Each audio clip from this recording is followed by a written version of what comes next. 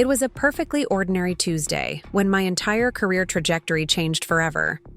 I remember every detail with crystal clarity: the steady hum of fluorescent lights overhead, the faint smell of coffee from the break room, the stack of immaculately prepared financial projections on my desk that I'd stayed until midnight completing.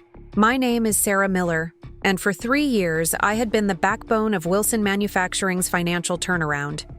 I'd transformed their chaotic accounting department into a model of efficiency, saved them millions in tax liabilities, and rebuilt their reporting systems from the ground up.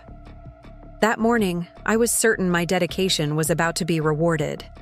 The finance director position, the role I had been groomed for, the position my boss had practically promised me, was finally open, and I was about to learn exactly what my years of sacrifice were worth to the company I had helped save.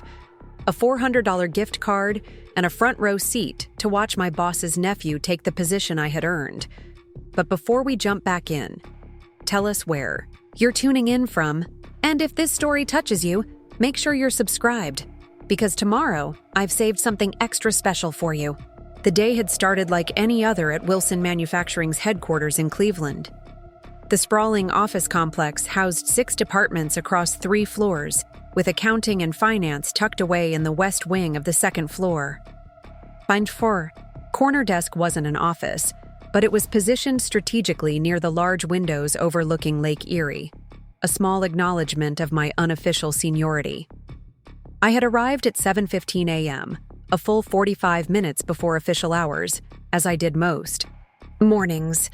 Early mornings were my sanctuary, the quiet hours when I could review reports without interruption or prepare for the day ahead without a constant stream of questions from junior analysts. Wilson Manufacturing produced industrial components, not exactly glamorous work, but essential for everything from automotive assembly lines to HVAC systems across the Midwest. When I joined the company 4 years ago, they were hemorrhaging money through inefficient processes, outdated accounting practices, and a tax strategy that could generously be described as paying whatever the first calculation suggested. The company had been family-owned for generations until going public 5 years back, and the transition had been rough. Old habits died hard, and the previous finance team had struggled to meet the more rigorous reporting requirements of a publicly traded company. I had been brought in during what the executives euphemistically called a transitional period, what most of us recognized as the brink of financial collapse. 2 consecutive years of losses had shareholders nervous and the board demanding changes. My previous experience had been at a Big 4 accounting firm, followed by helping another manufacturer modernize their financial systems. Wilson had offered me a senior financial analyst position, a step down in title from my previous role, but with the clear understanding that I would be on track for advancement as I proved my value. And prove it I had. Within my first 6 months, I had identified over $2 million in unnecessary tax payments from previous years and filed for refunds. I redesigned the chart of accounts to provide better visibility into cost centers, created automated reconciliation processes that reduced closing time by 65%, and implemented financial controls that finally gave the company accurate data to make decisions. By the end of my first year, Wilson had returned to profitability, modest but real. The crown jewel of my improvements was the month-end closing process and reporting system. When I arrived, month-end closing had been a 3-week nightmare of conflicting spreadsheets, manual entries, and reports that provided little actionable insight. I transformed it into a streamlined 3-day process that delivered comprehensive performance metrics, variance analyses, and forward-looking projections that the executive team could actually use for strategic planning. The month-end reports became the company's financial nerve center, the single source of truth that drove every significant business decision. My boss, Mark Williams, had been quick to present my innovations to the board as departmental improvements under his leadership. I didn't mind. I was playing the long game. Mark was nearing retirement age, and his second-in-command, Janet, had already announced her intention to retire within the year. The finance director position would open up, and Mark had made it clear during my last 2 performance reviews that I was being groomed for the role. "When Janet retires, you're the natural successor," he had told me just 3 months ago, while awarding me an exceeds expectations rating across all categories. "Just keep delivering results like these, and the position is practically yours." I had believed him. That was my first mistake. My second mistake was underestimating the power of nepotism. 7 months ago, Kevin Williams, Mark's nephew, had joined the finance department as a junior analyst. Fresh out of his MBA from a mid-tier state university, Kevin had charm and confidence, but lacked even the most basic understanding of corporate finance practices. During his first month, I spent more time answering his questions than doing my own work. He struggled with reconciliations, couldn't grasp the tax implications of different inventory valuation methods, and once presented a cash flow forecast that somehow showed money materializing from nowhere. A neat trick if it were possible. But Kevin had advantages I didn't. He played golf with the CEO at the country club where Mark had sponsored his membership. He had an easy laugh and told entertaining stories at happy hours. He wore tailored suits and projected the kind of confident authority that made people forget he didn't know what he was talking about. And most importantly, he was family. I should have seen the signs when Janet announced her retirement date, and Mark began including Kevin in senior leadership meetings for exposure, he explained. I should have recognized the shift when my strategic recommendations started being questioned while Kevin's superficial observations received thoughtful nods. But I was focused on the work, on continuing to strengthen Wilson's financial position, on proving through results that I was the only logical choice for the finance director role. That Tuesday morning, I was putting the finishing touches on the quarterly tax projections I'd prepared for our Chicago branch. The projections incorporated recent changes in state tax regulations that would save the branch approximately $86,000 in the coming year, the kind of detail Kevin wouldn't have even known to look for. I was feeling good, confident that these projections would be another point in my favor when the finance director decision was made. At precisely 10:17 a.m., Susan from HR approached my desk. Susan handled executive recruiting and promotions, among other responsibilities, and her appearance at someone's desk usually meant significant news. My heart rate quickened slightly. "Hey, Sarah," she said with a smile that didn't quite reach. Her eyes. "Mark wants to see you in his office right away." "Of course," I replied, standing and smoothing my charcoal pencil skirt. "Let me just save this file." As I followed Susan through the department, I noticed several colleagues watching, with interest. They knew, as I did, that Janet's replacement announcement was imminent. I caught a supportive smile from Diane, the other senior analyst who had often served as my right hand during major financial projects. She gave me a subtle thumbs up, and I felt a surge of anticipation. This was it, the culmination of 3 years of extraordinary effort. Susan knocked on Mark's door and gestured me in without entering herself. When I stepped into the office, I immediately sensed something was off. Mark was seated behind his large mahogany desk, but he wasn't looking at me. Instead, he was shuffling papers with unusual intensity, his eyes fixed on the documents before him. And he wasn't alone. Standing by the window overlooking the manufacturing floor was Kevin, dressed in a new navy suit I hadn't seen before, his posture radiating an unusual formality. "Sarah, thank you for coming in," Mark said, finally looking up but not quite meeting my eyes. "Please, have a seat." I sat in one of the chairs facing his desk, noticing that Kevin remained standing, as if positioning himself apart from the conversation that was about to take place. The air felt thick with unspoken tension.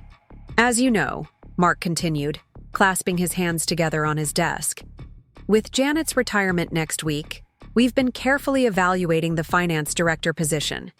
It's a critical role for the company's continued success, particularly as we look toward possible expansion into the Eastern markets." I nodded. maintaining a professional expression while trying to ignore the growing knot in my stomach. Something in Mark's tone was wrong. This wasn't the voice of someone about to deliver good news. After thorough consideration and discussions with the executive team, Mark said, his words measured and rehearsed, we've decided to appoint Kevin as our new finance director, effective the 1st of next month. Preparing and narrating this story took us a lot of time, so if you are enjoying it, subscribe to our channel. It means a lot to us. Now back to the story. The words hit me like a physical force. I managed to keep my expression neutral through years of practice in male-dominated boardrooms where showing emotion was tantamount to professional suicide. But inside, I felt a cold wave of shock followed, immediately by burning indignation. Kevin pushed himself away from the window and stepped forward with a practiced smile. "I'm really honored by the opportunity," he said, his voice carrying the practiced modesty of someone who has never actually had to earn a significant achievement. "And Sarah, I want you to know how much I respect the work you've done here. I'm hoping you'll continue to be a key part of the team." I turned my gaze to him, taking in his expensive haircut, his monogrammed cuffs, his carefully cultivated image of corporate leadership that disguised his complete lack of qualification for the role he'd just been handed. For a moment, I said nothing, calculating my response with the same precision I applied to financial forecasts. "Congratulations, Kevin," I finally said, my voice steady and professional. "I'm sure you'll bring your own perspective to the position." Mark seemed relieved by my measured response. "Sarah, I want you to know that this decision doesn't diminish the value of your contributions.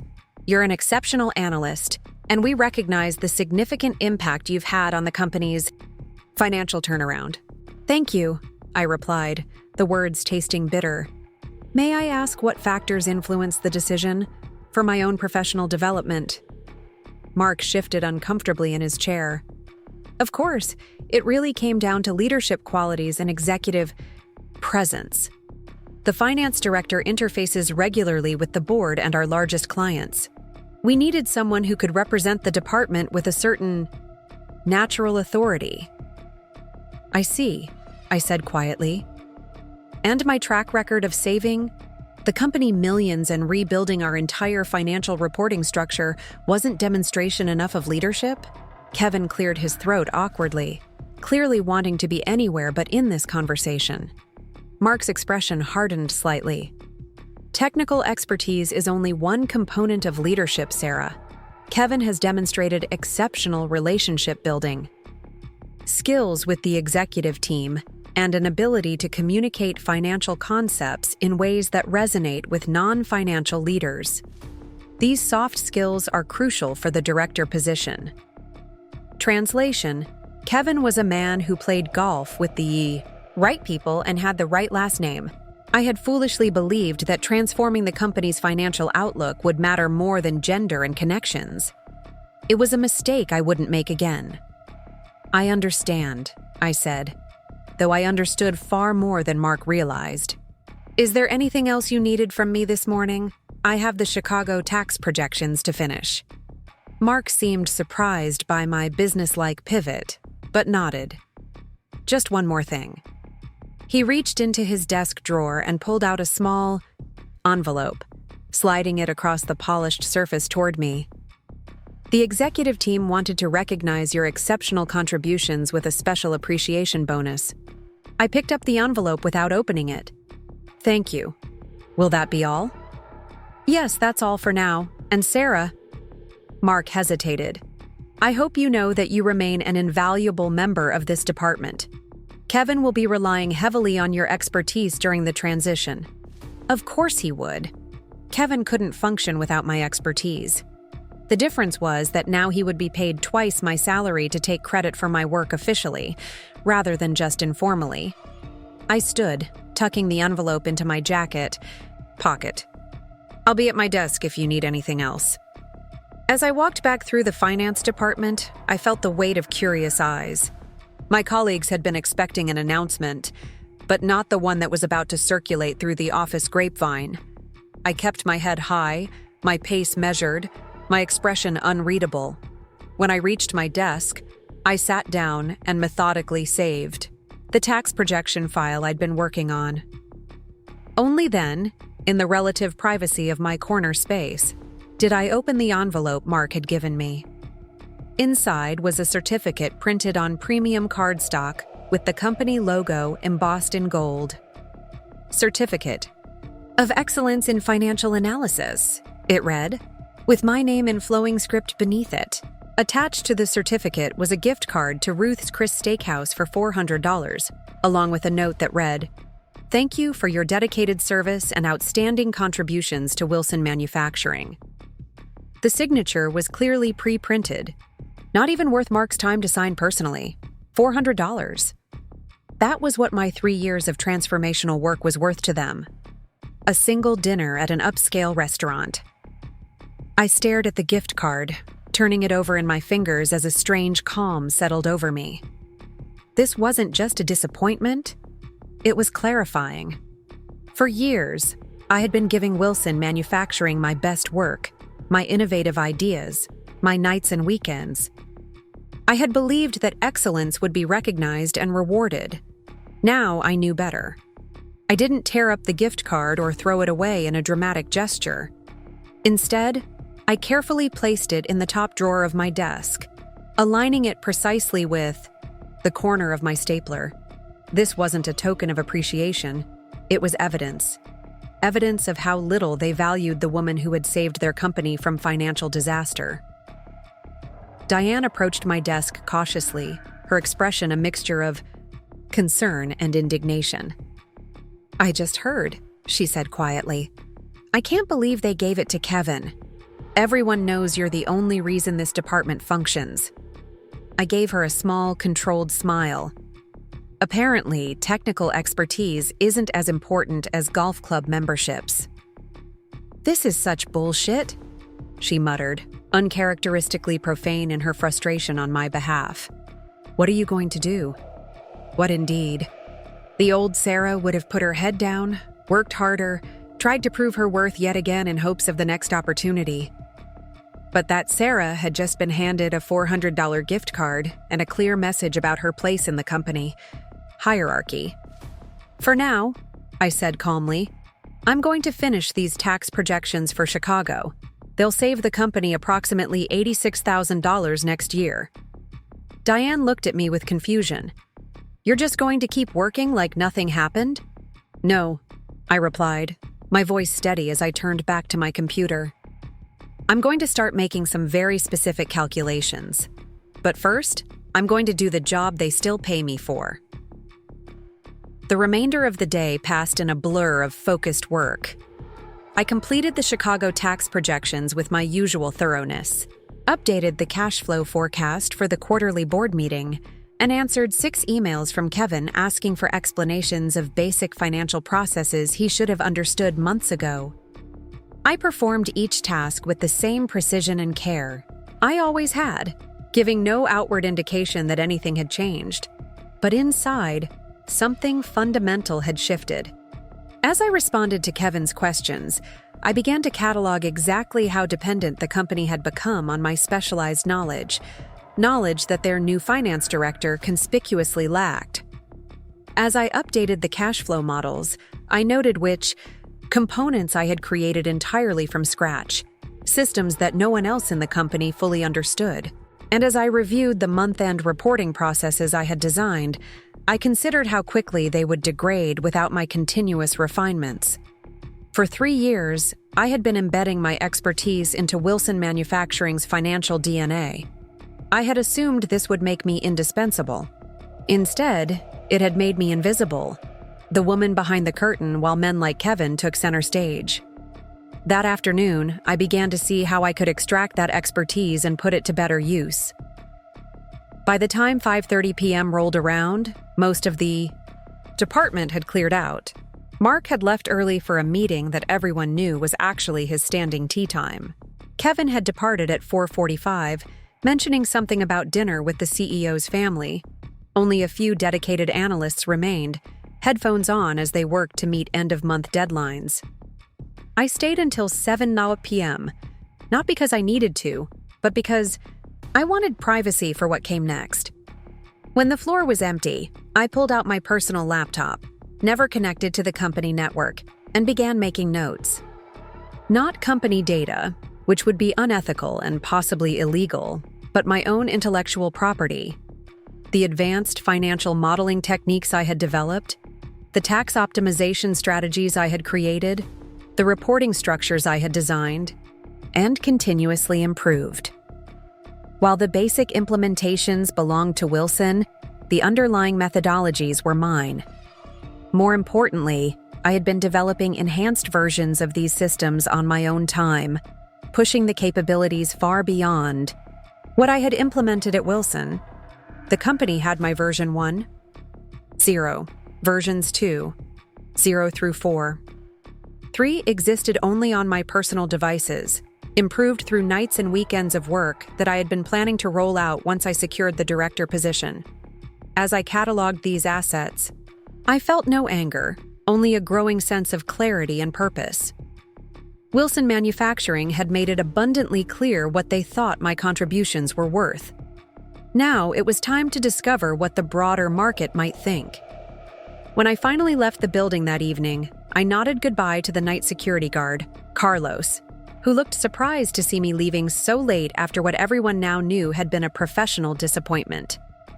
"Tough break today, Ms. Miller," he said sympathetically. "If it means anything, most of us around here know who really keeps this place running." I gave him a genuine smile. "Thank you, Carlos. That actually means quite a lot." "You going to be okay?" he asked. I considered the question thoughtfully as I adjusted my bag on my shoulder. "You know what? I think I'm going to be more than okay." The drive to my downtown Cleveland apartment took 20 minutes in evening traffic. As I navigated the familiar route, I found myself noticing details I usually overlooked. The fading sunset over Lake Erie, the lights coming on in office, buildings, the steady stream of people heading home after their workdays. For 3 years, I had been so focused on proving myself at Wilson that I had developed tunnel vision, measuring my worth by my standing within a company that clearly didn't value me appropriately. That night, I made 2 important decisions.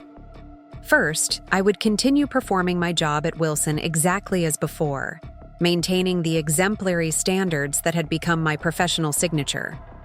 I would give no indication that anything had changed. But second, and more significantly, I would begin the process of building something that was entirely mine, where my expertise would be valued at its true worth. When I entered my apartment, I immediately went to my home office rather than collapsing onto the couch as I typically did after long days. I opened my contact list and identified 3 names.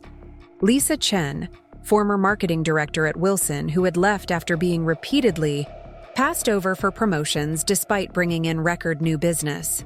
James Rodriguez, the operations manager from the Cincinnati plant, who had quit when his efficiency program was scrapped in favor of a more expensive system promoted by the CEO's golf buddy. And Diane Parker, the only other financial analyst at Wilson who truly understood the systems I had built and whose razor-sharp mind was similarly underutilized. I crafted a simple text message. "Coffee at Carson's Cafe this Sunday at 10 a.m.? I have something I'd like to discuss."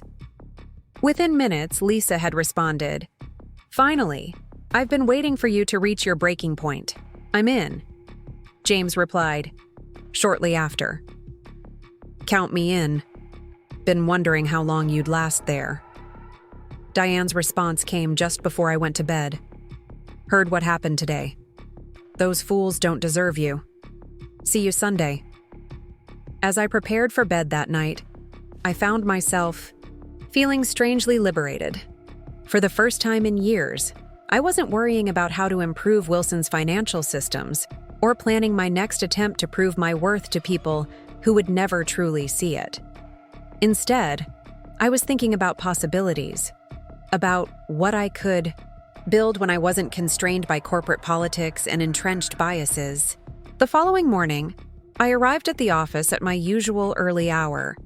If anyone expected me to come in late, call in sick, or show any visible signs of disappointment, they would be sorely disappointed. I was at my desk, impeccably dressed, reviewing reports with my typical thoroughness when Kevin arrived at 9:20, coffee in hand. He hesitated when he saw me, clearly uncomfortable. "Morning, Sarah," he said with forced casualness. "Everything okay after, yesterday?" I looked up with a professionally pleasant expression. "Everything's fine, Kevin. Congratulations again on your new position. Actually, I just finished the monthly variance analysis for the board meeting. Would you like me to walk you through how to present it? The manufacturing cost anomalies in the Pittsburgh plant are particularly important to highlight." He looked relieved that I wasn't making a scene. "That would be great. I've got a meeting with Mark at 10, but maybe after lunch?" "Of course," I replied. "I've also prepared some notes on the tax implications of the new equipment purchases. The depreciation schedule has significant impacts on our quarterly projections." "Thanks, Sarah," he said with a grateful smile, clearly believing that the status quo would continue, that I would simply accept my role supporting him from the shadows. "You're really the best. I don't know what this department would do without you." As he walked away, I allowed myself a small, private smile. He would find out exactly what the department would do without me. But not today. Not yet. The rest of the week proceeded with deceptive normalcy. I attended meetings, completed projects, and continued to be the department's problem solver. I answered Kevin's increasingly frequent questions with professional courtesy, documenting each one as evidence of what would be lost when I eventually departed. I assisted colleagues with their month-end responsibilities, all while making careful, mental notes about which processes were most dependent on my specific expertise.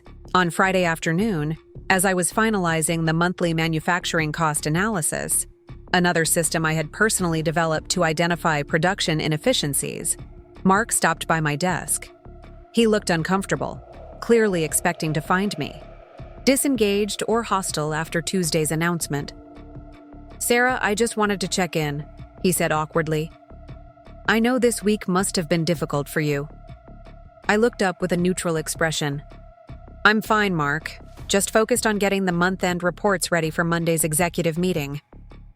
He seemed relieved, but also slightly confused by my composure. "I want you to know that your role here is still vitally important. In fact, I was thinking we might want to create a special position for you, something like Senior Financial Systems Specialist, to recognize your technical contributions. A new title without additional compensation or authority. Another empty gesture to placate the woman who made everyone else look good." "That's an interesting idea," I replied non-committally. "Let's discuss it after the month-end close is complete. I want to make sure Kevin has everything he needs for his first board presentation." Mark nodded, visibly relieved by my apparent acceptance of the situation. "That's great, Sarah. Really professional of you. This is exactly why you're so valuable to the team." As he walked away, I returned to my analysis, the numbers flowing through my hands with practiced ease. But my mind was already elsewhere, on Sunday morning coffee with 3 of the smartest people I had worked with. And on the future, I was beginning to envision beyond the walls of Wilson Manufacturing. The month-end reports would indeed tell a story, not just about the company's financial position, but about what happens when an organization fails to recognize the true source of its success. It was a story that would unfold over months, but whose ending I was already beginning to write. Sunday morning arrived with a clarity I hadn't felt in years. I woke before my alarm, the weight of professional disappointment replaced by a strange, energizing anticipation. Carson's Cafe was a small, independently owned coffee shop in Cleveland's Ohio City neighborhood. Far enough from the Wilson offices that we wouldn't encounter colleagues, but central enough for everyone to reach easily. I arrived 15 minutes early, selecting a corner table with enough privacy for the conversation we needed to have. Lisa arrived first, her sleek marketing executive presence undiminished by weekend casual attire. She greeted me with a hug that communicated solidarity without pity. "I ordered you that ridiculous hazelnut latte you like," she said, sliding a large mug across the table. "Figured we might as well start with comfort before we plot revolution." I smiled, genuinely touched by the gesture. Lisa had been Wilson's marketing director for 5 years before leaving 8 months ago. Under her leadership, the company had secured contracts with 2 major automotive manufacturers and expanded into 3 new states. But when the chief marketing officer position opened, the CEO had brought in a former fraternity brother with half her experience and a resume padded with vague consulting roles. Lisa had resigned the following week and now ran the marketing department for a tech startup across town. James arrived next, his operations background evident in his punctuality and the notebook already in his hand. His departure from Wilson's Cincinnati plant had cost the company their most efficient location. The system he developed had reduced production times by 22% while maintaining quality metrics, until the CEO's friend convinced the board to invest in an expensive automated system that ultimately failed to deliver comparable results. Diane slid into the 4th chair exactly at 10 a.m. As my closest colleague in the finance department, she had witnessed the Kevin promotion debacle firsthand. Brilliant with numbers and systems thinking, Diane had been repeatedly passed over for advancement despite consistently outperforming her male peers. She'd stayed at Wilson largely out of loyalty to our working relationship. "So," James said after we'd exchanged greetings, "I assume we're not here to discuss Wilson's excellent career advancement opportunities." That broke the tension, generating knowing laughs around the table. I took a sip of my latte before responding. "I've been thinking about what we all have in common, besides our experiences at Wilson." "You mean, besides being undervalued and watching less qualified men take credit for our work?" Lisa asked with a wry smile. "Besides that," I agreed, "we're all experts in different aspects of manufacturing business operations: finance, marketing, operations, systems analysis. Together, we understand how these businesses function better than most consulting firms who charge them millions." Diane leaned forward, intrigued. "What exactly are you proposing?" I set my mug down carefully.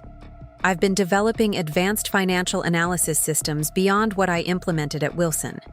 Systems that can identify hidden profit drains, tax optimization opportunities, and operational inefficiencies that most mid-sized manufacturers don't have the expertise to spot themselves." James nodded thoughtfully.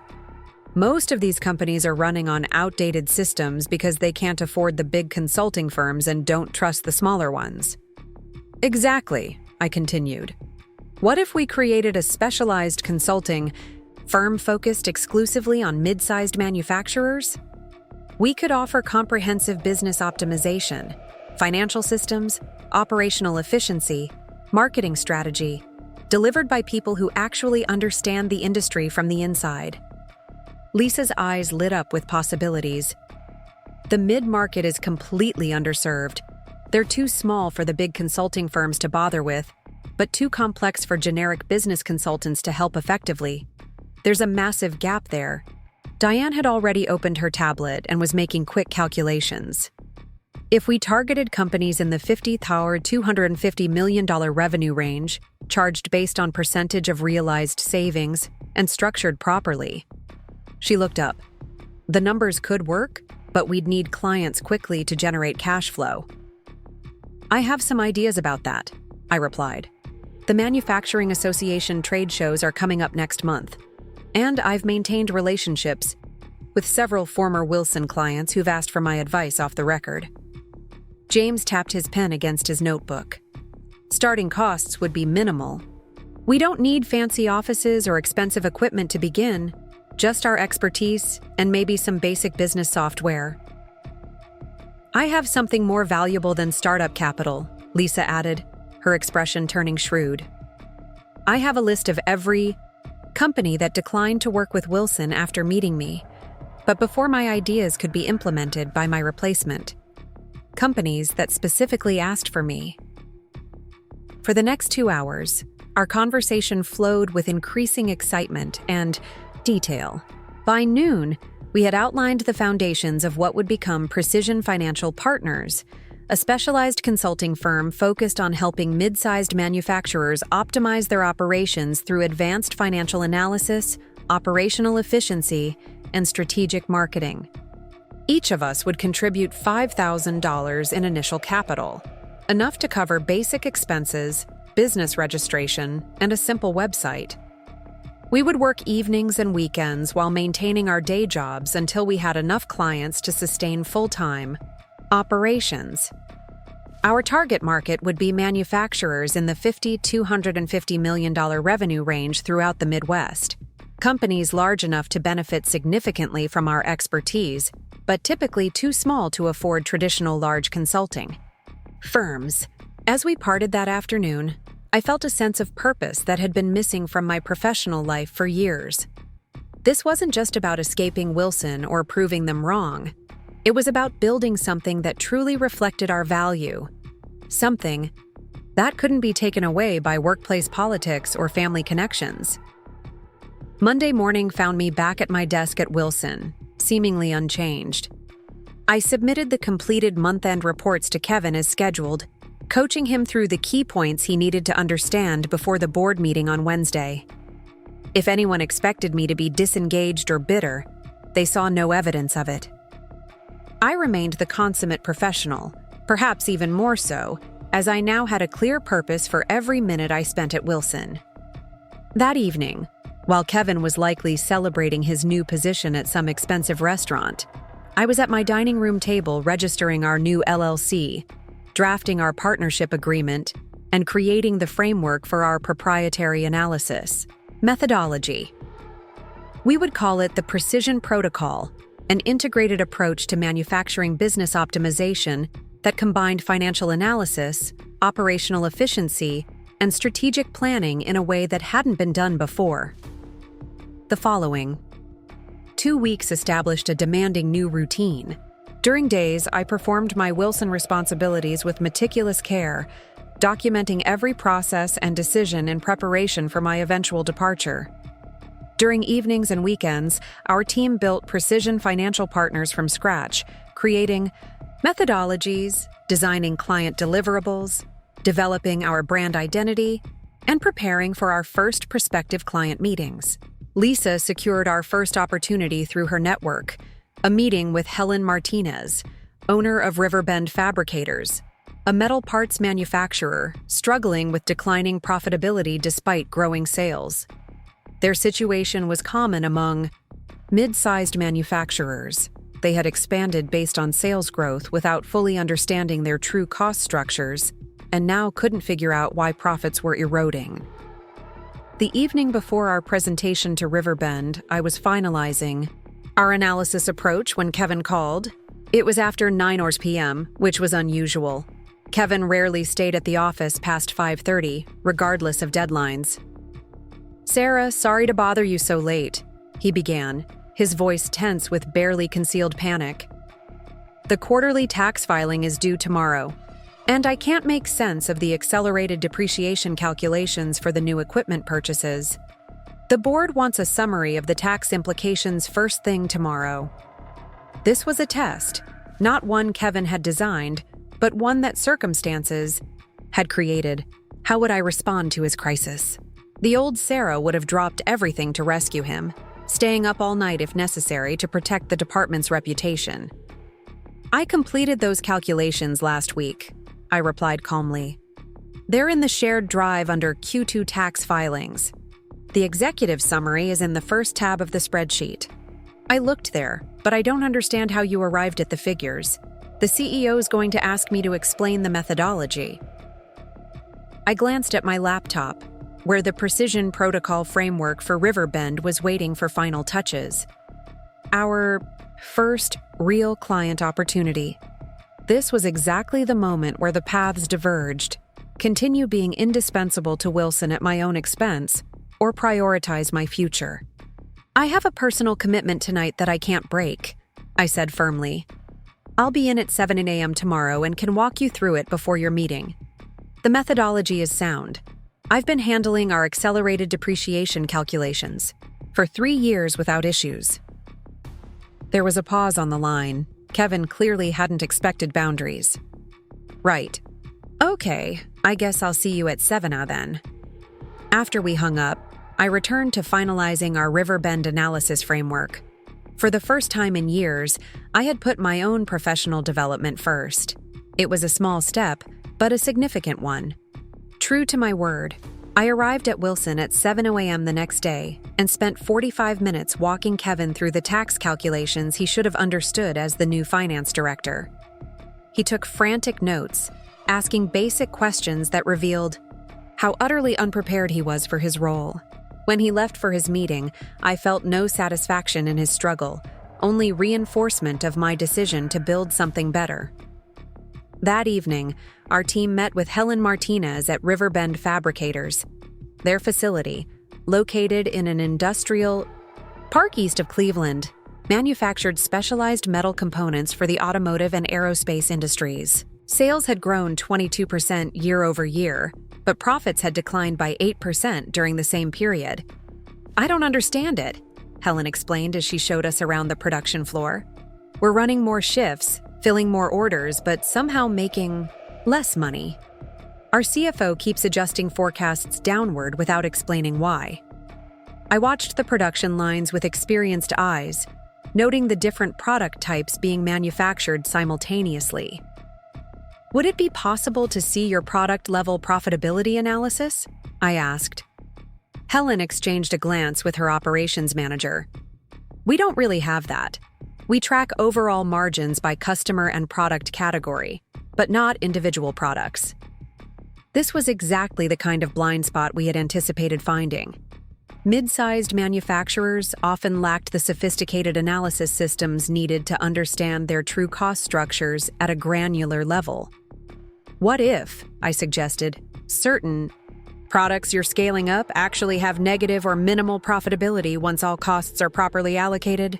You might be growing sales while simultaneously eroding your margins." The thoughtful silence that followed told us we had identified a pain point they recognized but hadn't been able to articulate. By the end of our tour, Helen had agreed to provide us with 3 months of production, sales, and cost data for a preliminary analysis. We promised to deliver our findings within 2 weeks. Back at my apartment that night, I felt an unfamiliar lightness. At Wilson, I was constrained by existing systems, office politics, and leadership that valued connections over competence. With precision, every idea, every analysis, every solution flowed from our combined expertise without artificial limitations. The contrast was startlingly clear, even after just one client meeting. The following 2 weeks established a grueling but purposeful rhythm, days at Wilson maintaining the systems that kept the finance department functioning, evenings and weekends building precision and analyzing Riverbend's data. Sleep became a luxury, but the exhaustion felt different from the burnout I'd experienced. At Wilson, this was purposeful exertion directed toward building my own future. Working with the Riverbend data revealed exactly what we had suspected. They were significantly expanding production of their least profitable products, while their truly profitable lines remained at lower volumes. One particular product line, aircraft-grade aluminum brackets, was actually losing $1.42 per unit despite being considered a growth driver by their sales team.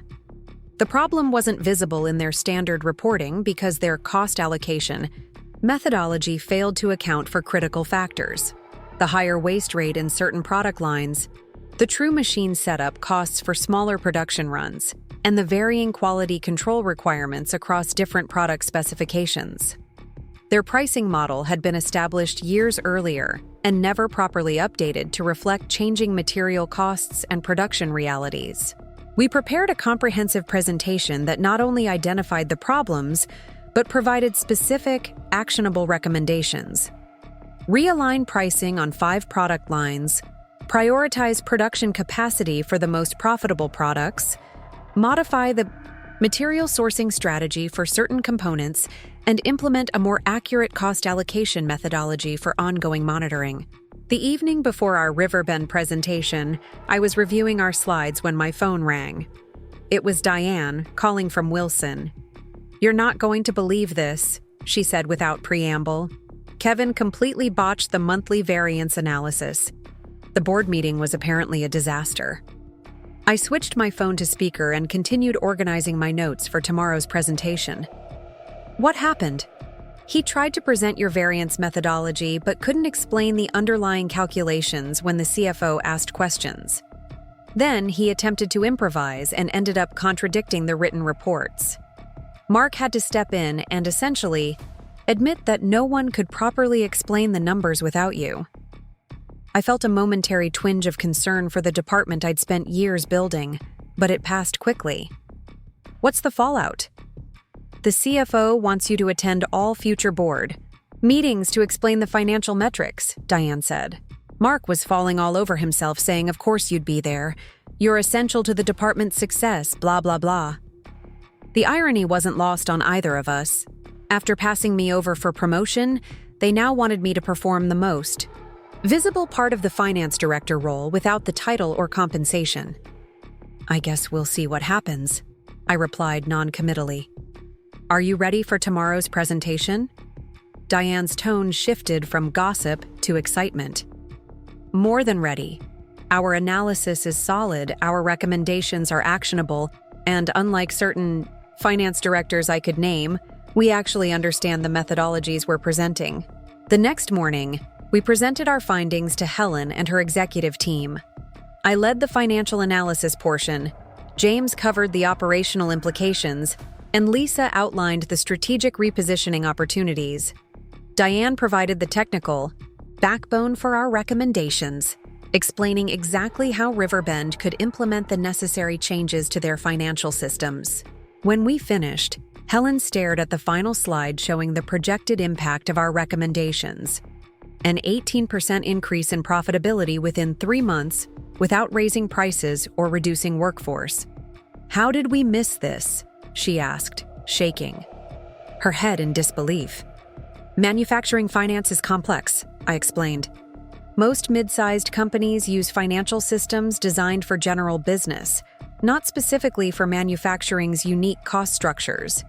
Without specialized expertise, these issues often remain hidden." By the end of the meeting, Riverbend had engaged Precision Financial Partners to implement our recommendations and develop an ongoing monitoring system. Our first client, secured while we were all still working full-time elsewhere.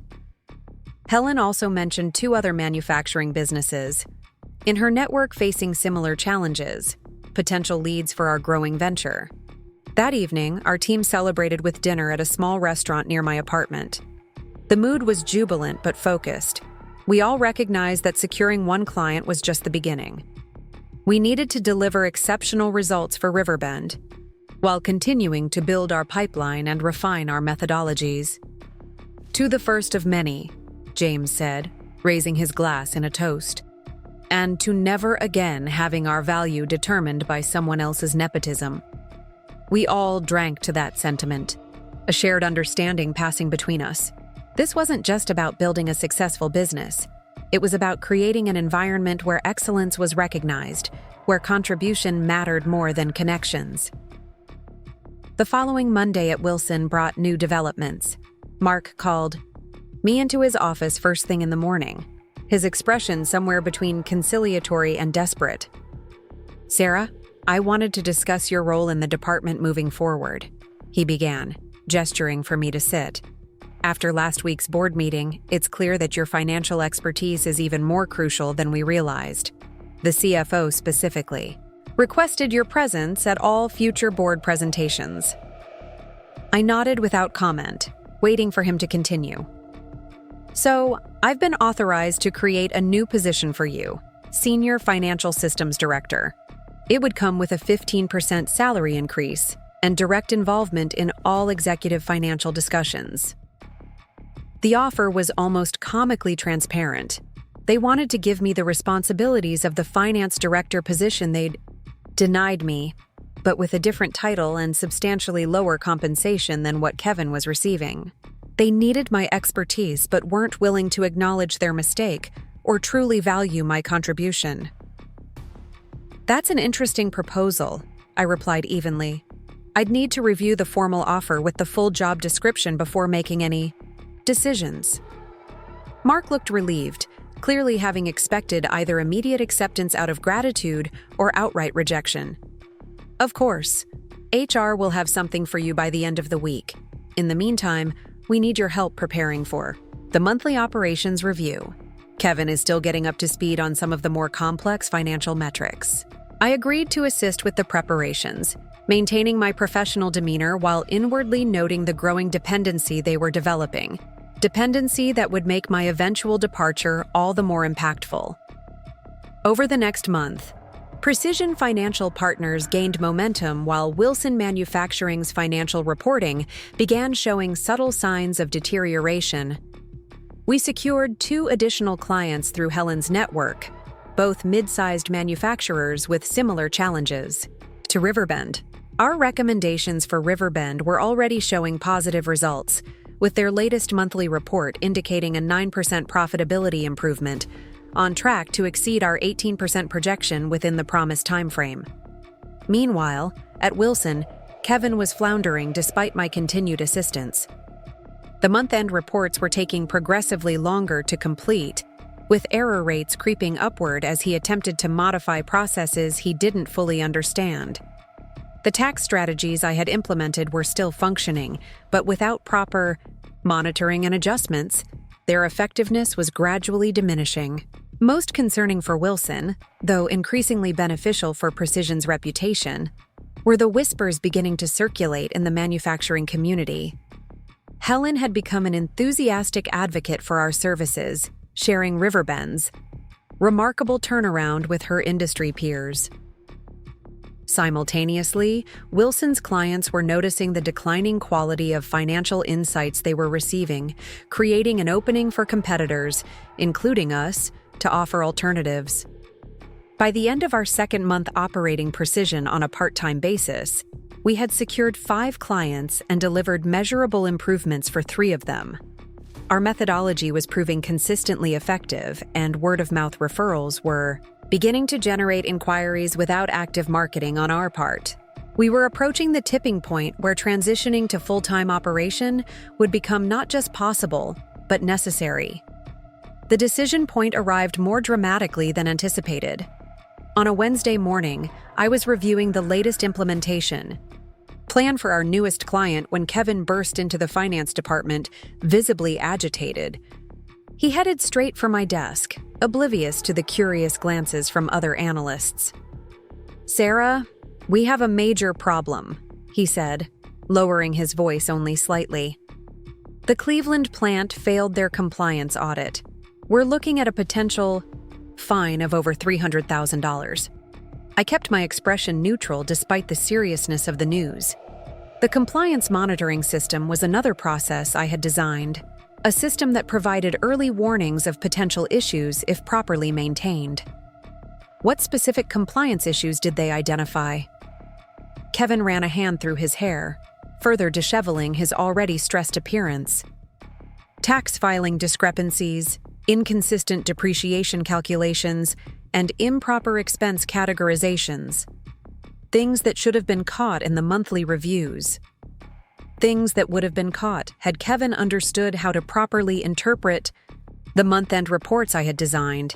Things I had previously monitored as part of my regular responsibilities that had been shifted to him with his promotion. "I need your help fixing this," he continued, desperation evident in his voice. "The CEO is furious, and the board is asking questions about how our financial controls failed to catch these issues." I considered my response carefully. This moment represented both a crisis for Wilson and an opportunity for Precision. The compliance failure would become public knowledge within the industry, damaging Wilson's reputation while highlighting exactly the kind of problems our firm specialized in preventing. "I'll review the audit findings," I said professionally. "But Kevin, this illustrates a systemic issue. The monthly reports have been showing warning indicators for weeks. His expression shifted from desperate to defensive. What warning indicators? I've reviewed every report. The variance patterns in the Cleveland plant's maintenance expense allocations showed classic signs of miscategorization.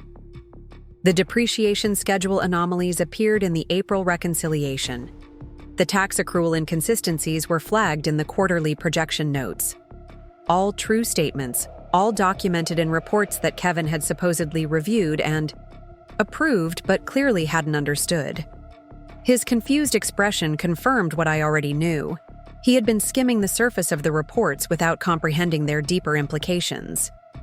"Why didn't you say something if you noticed problems?" he demanded, a hint of accusation creeping into his tone. It was the question I had been waiting for, the moment where responsibility would shift from his failure to understand to my failure to compensate for his incompetence. These indicators were explicitly highlighted in the executive summaries of each report, I replied calmly. As finance director, interpreting these indicators and taking appropriate action is a core responsibility. I assumed you were monitoring the situation. The unspoken reality hung between us. I had been doing my job as assigned, he had failed to do his. Now, as the consequences of that failure materialized, he expected me to rescue both him and the company. 3 years ago, I would have done exactly that. Worked nights and weekends to resolve the compliance issues, created systems to prevent future problems, and allowed Kevin to present the solutions as his own while receiving nothing but a token, acknowledgment for my efforts. But that Sarah no longer existed. In her place stood a woman who recognized her value and understood that Wilson's recurring crises were not opportunities to prove my worth, but confirmation that they had never properly valued it to begin with. I'll prepare an analysis of the compliance failures and potential remediation steps, I said, maintaining my professional tone. But Kevin, the fundamental issue is that our financial monitoring systems require specific expertise to interpret correctly. That expertise needs to exist at the director level. He stared at me, realization slowly dawning that I was acknowledging the problem without offering to solve it completely on his behalf. I need more than analysis. I need solutions, immediately. I understand the urgency, I replied. I'll provide what assistance I can within my current role. For a comprehensive solution, you might want to discuss additional resources with Mark. As Kevin walked away to presumably escalate the crisis to Mark, I sent a quick text to our precision team, opportunity developing. Wilson facing major compliance failure. Industry news by end of week. By the time Mark called me into his office that afternoon, the compliance issue had evolved into a full-blown crisis. The CEO was personally involved, the legal department was assessing potential liabilities, and the board had called an emergency meeting for the following day. "Sarah, I need you to be completely honest," Mark said as soon as I closed his office door. "How bad is this compliance situation, and how quickly can we fix it?" I provided a straightforward assessment. The immediate fine will be approximately $320,000 based on similar previous cases. Resolving the underlying issues will require about 3 weeks of intensive work restructuring the reporting systems and retraining the Cleveland financial team. The bigger concern is the potential impact on client confidence when this becomes public knowledge. Mark's expression grew increasingly grim as I outlined the situation. And these warning signs were in the monthly reports? Could this have been prevented? It was the perfect opening. The monthly reports contained clear indicators of developing compliance issues. Those indicators require specific expertise to interpret and act upon, expertise that previously resided in my position before the departmental reorganization. The implication was clear without being explicitly stated. This crisis was a direct result of promoting Kevin over me. The financial systems I had built were functioning as designed, but without the right expertise to interpret them, they couldn't prevent problems. Mark understood exactly what I was saying. I need you to take lead on resolving this. Whatever resources you need, they're yours. The board meeting tomorrow, I want you there personally to explain the situation and our remediation plan. I'll prepare the necessary analysis and recommendations, I agreed. But Mark, this highlights a structural problem in the finance department. The most critical financial systems are being overseen by someone who doesn't fully understand them. He didn't immediately respond, but his expression acknowledged the truth of my statement. Let's focus on fixing the immediate crisis. We can discuss departmental structure afterward. I spent the remainder of the day analyzing the compliance failures and developing a comprehensive remediation plan. The work was familiar, exactly the kind of financial problem-solving I had performed countless times during my years at Wilson. The difference was my perspective. I was no longer seeking to prove my value to a company that refused to recognize it. I was documenting, with clinical precision, the consequences of that failure. That evening, as I finalized my presentation for the board meeting, I received a call from Lisa. Have you seen the industry bulletin? Wilson's compliance failure is already public. I hadn't expected the news to break so quickly. What's the reaction? Manufacturing Financial Weekly has it as their lead story. They're questioning how a company that appeared to have such strong financial systems could have these kinds of basic compliance failures. Several of Wilson's competitors are already reaching out to their clients, suggesting this indicates deeper financial control problems. The industry perception was exactly what we had anticipated. This wasn't being viewed as an isolated incident, but as evidence of fundamental financial management issues. For Wilson, it was a reputational crisis. For Precision Financial Partners, it was validation of our entire business model. Our phones might start ringing sooner than we expected, I said, thinking through the implications. How ready are we to scale up quickly? Lisa didn't hesitate. We've got the systems in place. The question is timing, specifically your timing. It was the conversation we'd been gradually building toward over the past 2 months. At what point would I leave Wilson to devote myself fully to Precision?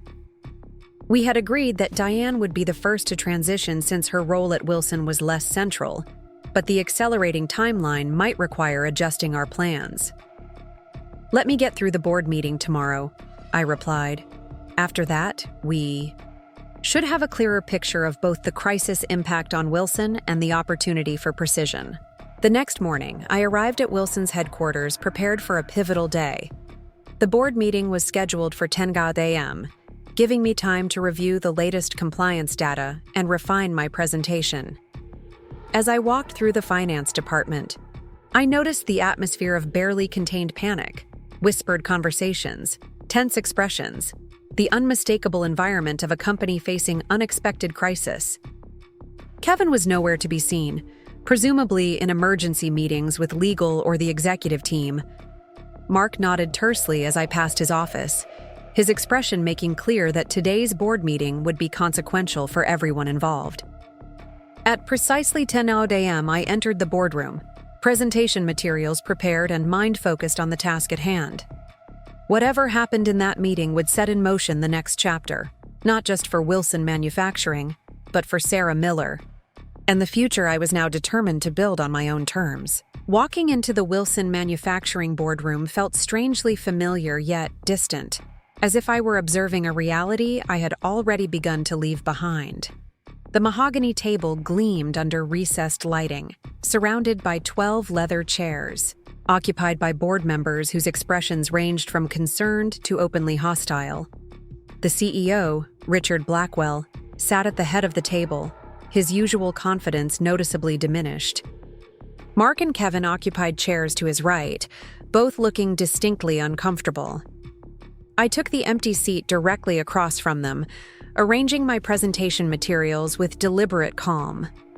A projector displayed the meeting agenda, with Cleveland, plant compliance failure, listed as the primary topic. Several board members were already reviewing printed copies of the initial audit findings, their frowns deepening as they digested the severity of the situation. Let's begin, Richard announced, his voice carrying the clipped tone he reserved for crisis management. As you're all aware, we've received notice of significant compliance failures at our Cleveland facility. The potential financial and reputational damage is substantial. Mark, please introduce your team and begin the briefing.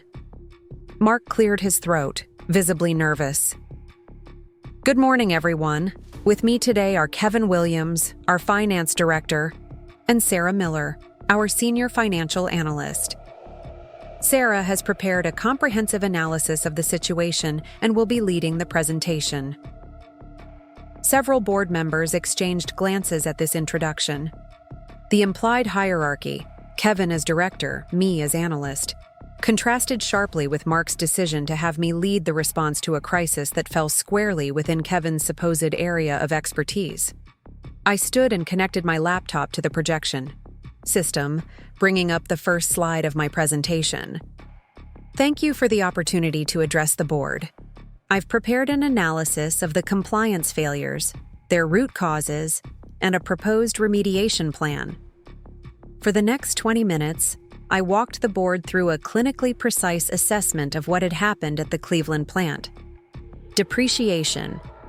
Calculations had been miscategorized, tax filings contained discrepancies, and expense allocations had gradually drifted from established protocols.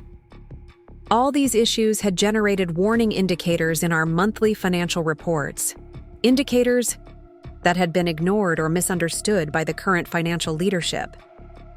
These compliance issues didn't emerge suddenly, I explained, showing a slide with trend data from the past 6 months. Our monthly reporting system flags potential problems well before they reach audit thresholds. These particular indicators first appeared 4 months ago and have been escalating since. Elizabeth Chen, one of the more financially astute board members, leaned forward. If these warning signs were so clear, why weren't they addressed before reaching this point? The question hung in the air, its target unspecified but obvious to everyone present. I maintained professional neutrality as I responded. The monthly financial reporting system I designed provides early warnings of potential issues, but those warnings require specific expertise to interpret correctly. That expertise previously resided in my position before the recent departmental reorganization. I didn't look at Kevin or Mark as I delivered this explanation, but I felt them shift uncomfortably in their seats. The implication was unmistakable. This crisis was a direct consequence of their decision to promote Kevin instead of me. Joseph Reynard, the board's audit committee chair, fixed his gaze on Kevin. Mr. Williams, as finance director, were you aware of these warning indicators? Kevin's complexion paled slightly. I reviewed all the monthly reports, but the indicators weren't flagged as urgent compliance issues.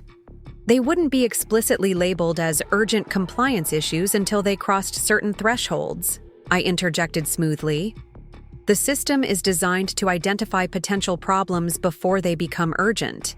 The patterns in expense categorization and depreciation calculations were classic precursors to compliance failures. Another board member, Patricia Norris, directed her question to Mark. When the financial leadership transition occurred, was there a formal knowledge transfer process to ensure continuity in monitoring these indicators? Mark's discomfort was palpable. Kevin received standard onboarding for the director position. Sarah has continued to support the department through the transition. In other words, Patricia pressed, you promoted someone without ensuring they possess the expertise to interpret critical financial data, and you've been relying on a subordinate to compensate for that gap? The boardroom fell silent. Mark had no good answer because there was none. The truth was exposed with painful clarity. They had prioritized nepotism over competence, and now they were facing the consequences. I moved the conversation forward before Mark could formulate a response. If I may, I'd like to present the remediation plan. While we can't undo the compliance failure, we can minimize further damage and implement systems to prevent recurrence. For the next portion of the presentation, I outlined a comprehensive 3-week plan to address the immediate compliance issues restructure the reporting systems, and retrain the Cleveland financial team. The plan was detailed, actionable, and precisely what the board needed to hear in that moment of crisis. When I concluded, Richard Blackwell looked directly at me. "Ms. Miller, how quickly can you implement this plan?" "Implementation can begin immediately," I replied. "The team can be assembled today, and preliminary corrective measures initiated by tomorrow morning." Richard nodded decisively. "Make it happen. I want daily progress reports until this situation is resolved." He turned to the broader board. "Unless there are objections, I recommend we authorize Ms. Miller to lead this remediation effort with whatever resources she deems necessary." The board's approval was unanimous, their relief at having a clear path forward overriding any concerns about the authority being granted to someone technically junior in the organizational hierarchy. Throughout the discussion, Kevin remained conspicuously silent, his expression shifting between embarrassment and resentment. As the meeting concluded, Richard asked me to remain behind while the others filed out. Once we were alone, he studied me with new awareness. "Sarah, I have to ask, why aren't you our finance director? Your grasp of our financial systems clearly exceeds Kevin's." The question was remarkably direct, especially coming from a CEO who had ultimately approved Kevin's promotion. I maintained my professional demeanor as I responded. "That would be a question for Mark. He determined that Kevin's leadership qualities better suited the director role despite my technical expertise." Richard's expression tightened. "I see. And your thoughts on that decision, given current circumstances?" I considered my response carefully. This conversation could unfold in multiple ways, and my answer would shape not only my remaining time at Wilson, but also the narrative that would follow my eventual departure. "With respect, Mr. Blackwell, organizations get the outcomes they value through their decisions. Wilson valued certain qualities in choosing financial leadership. Today's circumstances reflect the consequences of those values." He looked momentarily, taken aback by my candor, then nodded slowly. "That's remarkably diplomatic, given the situation. Once this compliance issue is resolved, I'd like to discuss your role here more thoroughly. I suspect we've been underutilizing your capabilities." "I appreciate that, Mr. Blackwell. For now, my focus will be on implementing the remediation plan."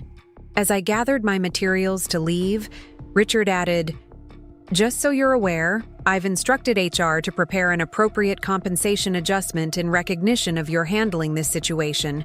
Let's call it a crisis management bonus."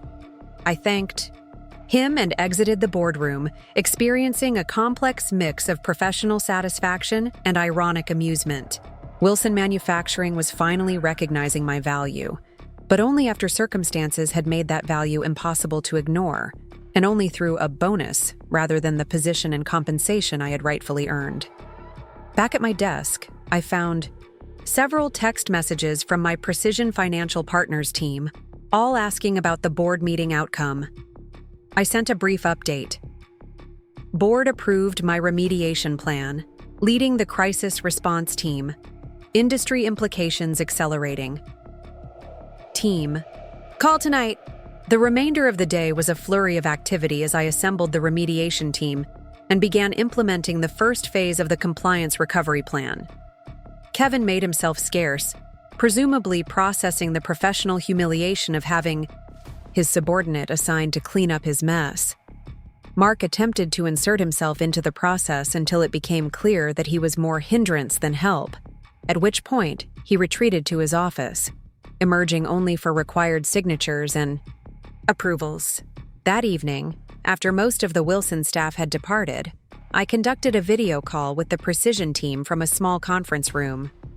I brought them up to speed on the day's developments and the implications for our timeline. The compliance. Failure is creating exactly the industry reaction we anticipated, Lisa confirmed. I've received calls from 3 manufacturing CFOs today asking whether this is an isolated incident or indicative of broader problems at Wilson. James added, "Our Riverbend implementation is already showing impressive results.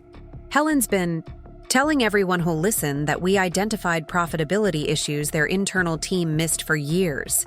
The timing couldn't be better for us to position precision as the solution to what Wilson's situation reveals about financial vulnerabilities in mid-sized manufacturing.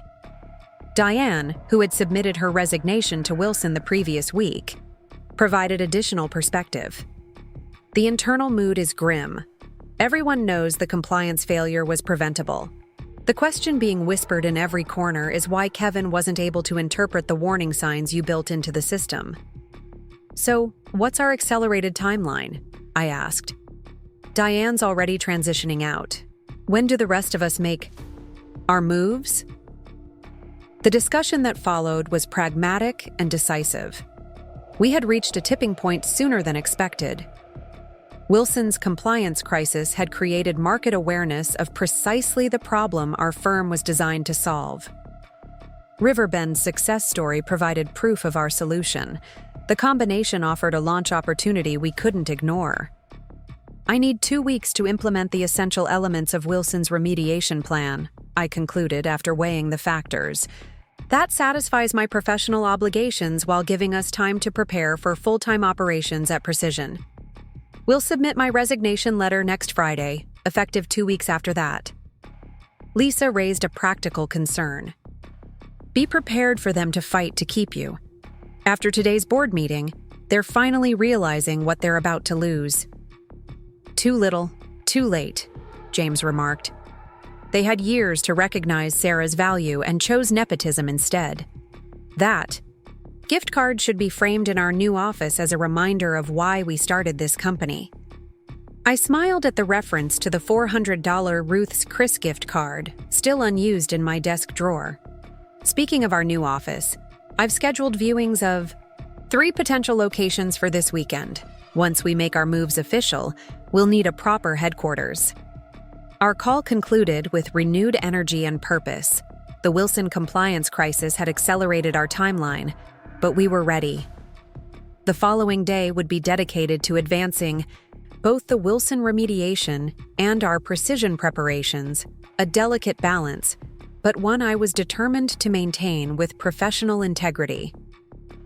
True to prediction, Wilson's attempts to retain me began almost immediately.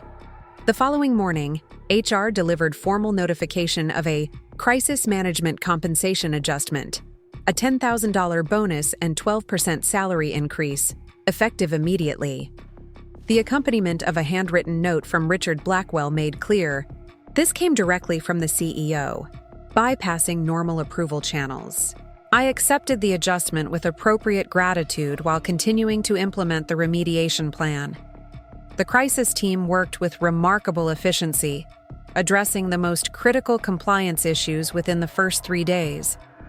By the end of the week, we had corrected the immediate tax filing discrepancies, revised the depreciation calculations, and begun retraining the Cleveland financial team on proper expense categorization. Mark attempted to reinsert himself into the process as the initial crisis atmosphere subsided, calling me into his office late Friday afternoon. His demeanor had shifted from the nervous discomfort of the board meeting to a more carefully constructed confidence. Sarah, I wanted to congratulate you on the excellent progress with the compliance remediation, he began, leaning back in his chair with forced casualness. The board is extremely impressed with your leadership during this situation. Thank you. The team has worked diligently to implement the necessary corrections. This experience has made clear that we need to reconsider the structure of our finance department, he continued. Richard and I have been discussing creating a new position, Director of Financial Systems and Compliance, that would report directly to me but carry director-level authority and compensation. The offer was so predictable it was almost amusing. Now that my value had been demonstrated undeniably, they were scrambling to create a position that would give me the authority I needed without admitting their mistake in promoting Kevin. That sounds like an interesting development, I replied neutrally. I'd be happy to review a formal proposal once it's prepared. Mark seemed encouraged by my lack of immediate rejection. We're fast-tracking it. HR should have something for you by Wednesday. In the meantime, would you be available for dinner with Richard next week? He's particularly interested in your perspective on strengthening our financial governance. I agreed to the dinner meeting while mentally adjusting our timeline. Wilson was moving more quickly than anticipated to secure my services, which meant I needed to accelerate certain aspects of our precision launch. As soon as I left Mark's office, I texted Lisa. Retention efforts beginning in earnest. Need to finalize office selection this weekend. Saturday morning found our team touring potential office spaces in downtown Cleveland. The third location, AE, recently renovated space in a historic building with views of Lake Erie, immediately felt right. The open floor plan with glass-walled conference rooms would accommodate our collaborative work style, while the central location would be convenient for client meetings. By Saturday afternoon, we had signed a 6-month lease with options to extend, committing the first significant portion of our pooled startup capital. Sunday was dedicated to finalizing our launch preparations. Lisa completed our website and prepared the announcement of our formal opening. James finalized our service packages and pricing structure. Diane, already free of Wilson obligations, configured our client management systems and prepared onboarding materials for the clients we had secured through our part-time operations. My task was perhaps the most delicate, drafting my resignation, letter and transition plan for Wilson. The letter needed to be professionally appreciative while making clear that my decision was final. The transition plan demonstrated my commitment to an orderly handover despite Wilson's failure to properly value my contributions until crisis forced their hand. Monday morning proceeded according to our accelerated schedule. I arrived at Wilson early to continue the compliance remediation work, now entering its second week. The emergency atmosphere had subsided somewhat, though the financial and reputational damage remained substantial. Industry publications continued covering the story, with Manufacturing Financial Weekly publishing a detailed analysis titled "Warning Signs Missed: How Wilson Manufacturing's Financial Systems Failed." At precisely 3 p.m., I requested a meeting, with Mark bringing my prepared materials in a slim folder. His expression when I entered his office suggested he anticipated further discussion of the proposed new position rather than what I was about to deliver. "Mark, I appreciate your time," I began, taking a seat across from his desk. "I wanted to speak with you directly before submitting this formally." I handed him the folder containing my resignation letter and transition plan. His confusion was evident as he opened it, quickly transforming into disbelief as he registered the document's purpose. "Resignation? Sarah, there must be some misunderstanding. We're creating a director-level position specifically for you." "I understand, and I appreciate the recognition. However, I've decided to pursue other professional opportunities." Mark appeared genuinely stunned. "What opportunities? Another company? We can match whatever offer you've received." "I'm launching my own specialized consulting firm focused on financial optimization for mid-sized manufacturers." The words hung in the air between us, their implications slowly registering in Mark's expression. This wasn't about a competing offer he could counter. This was about something fundamentally different. My recognition of a value the market would reward when Wilson had failed to do so. "Your own firm?" he repeated, processing the concept. "But you're an analyst, not a consultant." His limited perspective was revealing. Even now, he couldn't see beyond the box he had placed me in. "I'm a financial systems expert who has spent years developing methodologies that transformed Wilson's financial performance. Those skills translate effectively to consulting." Mark's surprise gave way to calculation as he considered the potential implications. When would this take effect? 2 weeks from today. The transition plan in that folder outlines how I propose to hand over my responsibilities, including the remaining compliance remediation tasks. He glanced at the transition plan, then fixed me with a more serious expression. "Sarah, I need to be direct. You've signed extensive non-compete and confidentiality agreements with Wilson. Our legal department will review carefully to ensure your new venture doesn't violate those terms. I had anticipated this reaction. I've already had those agreements reviewed by my attorney.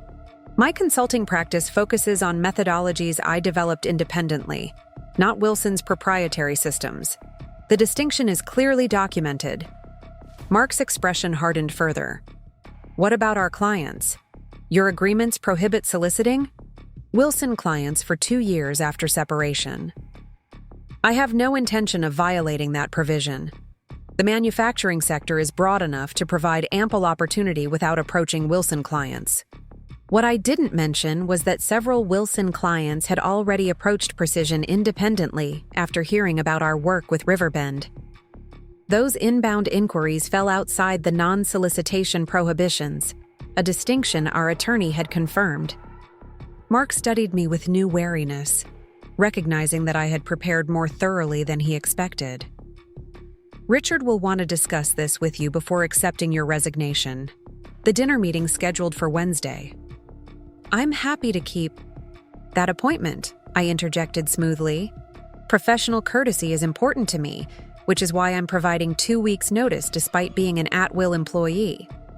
As I left Mark's office, I felt a curious lightness. The resignation was submitted, the timeline set in motion. After years of having my worth determined by others, I had taken definitive action to establish it myself. Word of my resignation spread quickly through the finance department. Diane, having already departed, messaged me. Office grapevine exploding. Kevin reportedly in panic mode. Other colleagues stopped by my desk throughout the afternoon, expressing surprise and, in many cases, knowing understanding. The narrative forming wasn't about an employee leaving, it was about an undervalued expert finally recognizing her market worth. The following morning, an email from Richard Blackwell's assistant confirmed our Wednesday dinner meeting had been moved up to that evening. The urgency was transparent. Wilson's leadership wanted to contain the situation before my departure became formalized in HR systems and company announcements. I spent the intervening hours advancing both the Wilson remediation work and Precision's launch preparations. The compliance issues were now 60% resolved, with clear processes established for completing the remaining tasks even in my absence.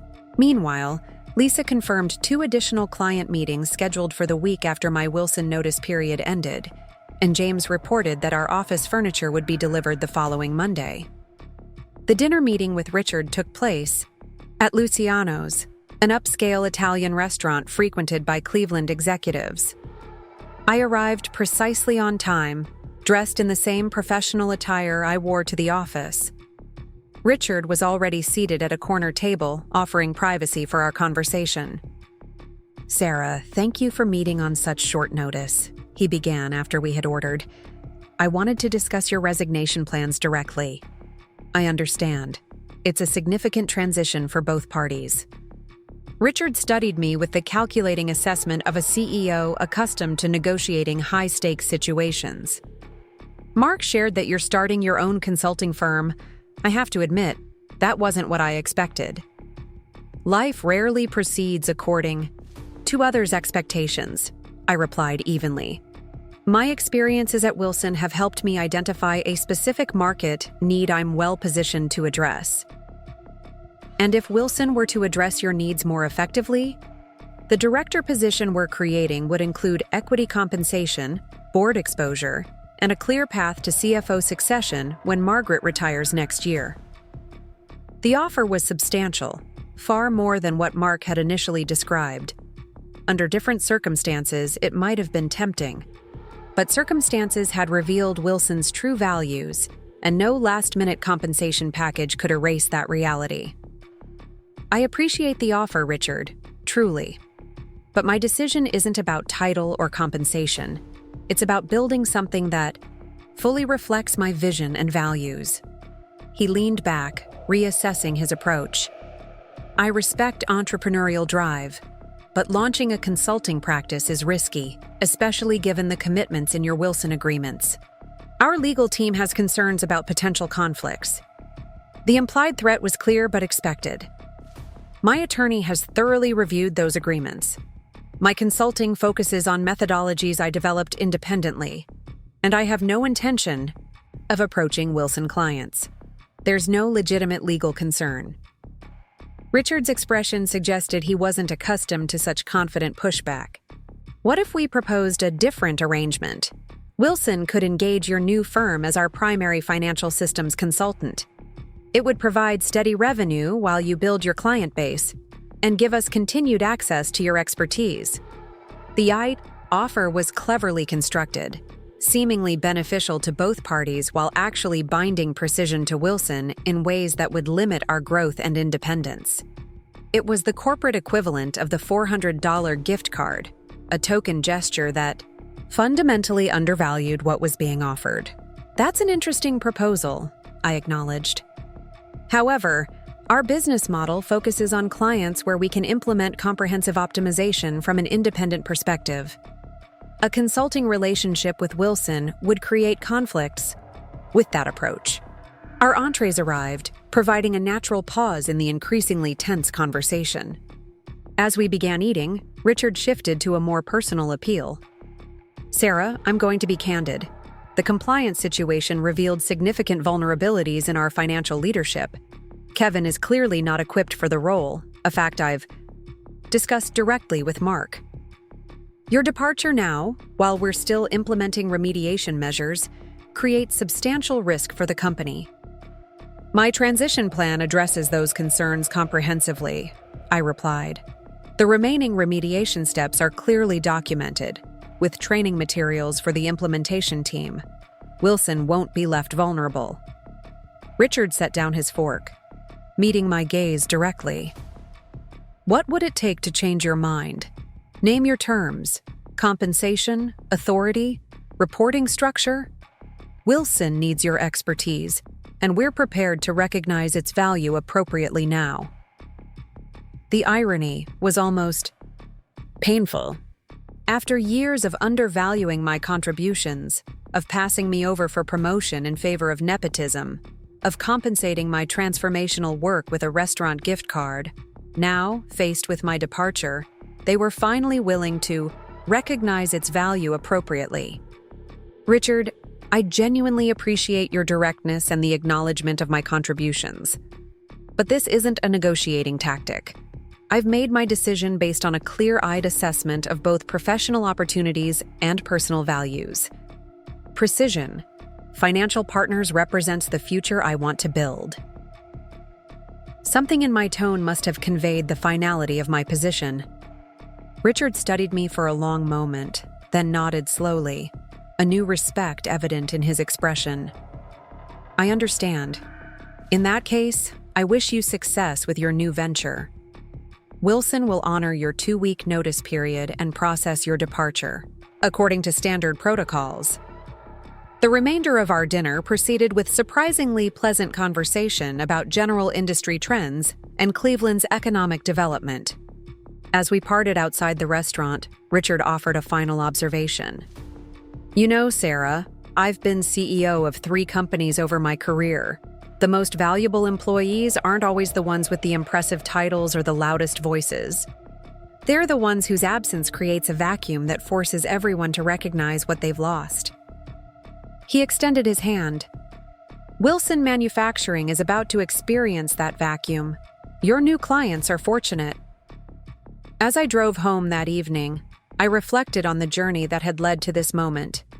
3 years of excellence at Wilson had culminated not in the recognition I had earned, but in a $400 gift card and my boss's nephew taking the position I deserved.